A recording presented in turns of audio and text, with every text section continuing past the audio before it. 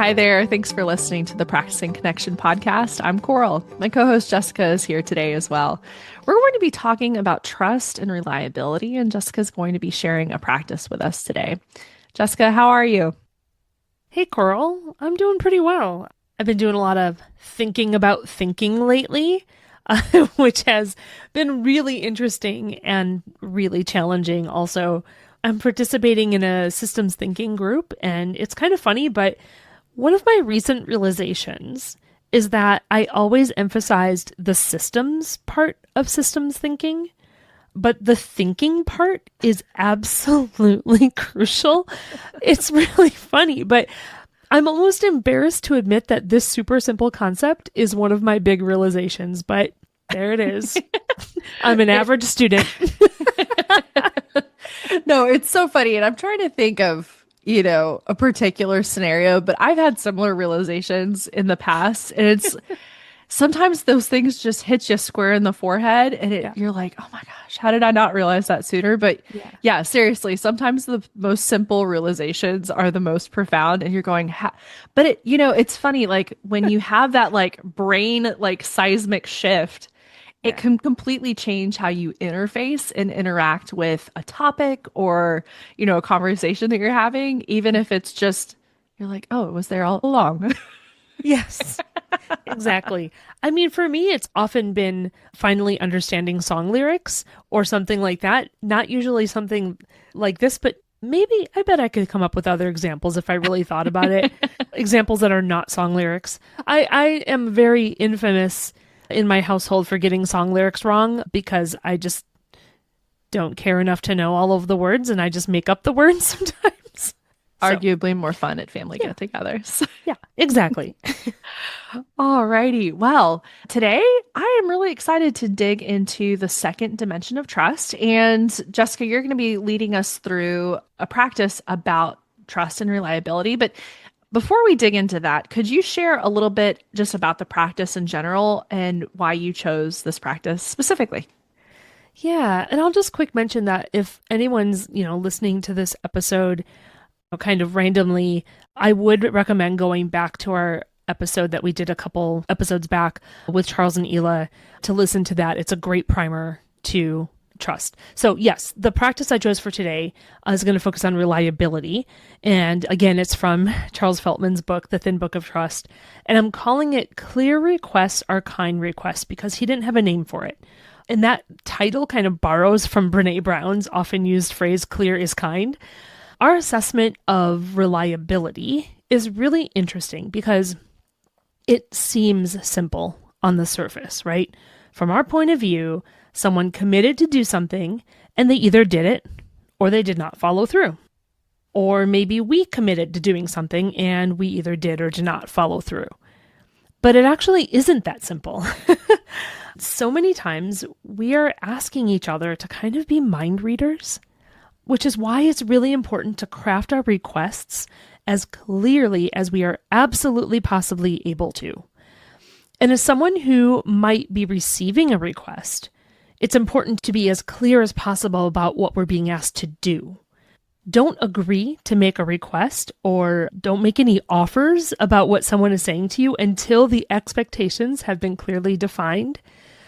People pleasers, I'm talking to you and I'm also speaking as one of you.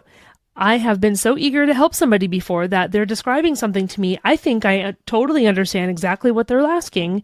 And I'm like, I'll do that. I'll do the thing you're asking before I fully understand all of the details and the deadline and all of that. So like sometimes in the moment, it can feel like we fully understand what needs to be done. But your expectation of what you're being asked to do might not match the expectations of the person making the request. So we go about getting things done from our understanding of it alone. And we go about making requests from our understanding of the request without checking in that we're all on the same page. So clear requests are kind because they align everyone involved. We'll go into more detail on this when I share the practice, but in the Thin Book of Trust, Charles Feltman discusses 3 types of requests. Direct requests, which he says tend to work the best. These requests use clear language and provide necessary details like who is this request for? So basically, who is making the request? Who's the audience for the request? What actions are being requested? What constitutes satisfactory completion of the request? What are the deadlines? And is there any context that needs to be provided in order to help the person get the job done? And then there are indirect requests. These requests are less clear, but they get used often because the language feels a little less harsh to some people. I'm guilty of making indirect requests quite a bit.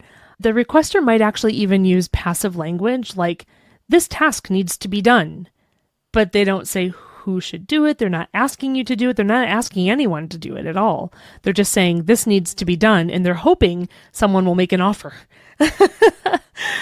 And then there are really indirect requests. These requests don't sound like requests at all. So something like, this sink is always a mess. Just sounds like a statement, right? So what's the request behind that statement? Clean up after your meetings. Clean up after yourself.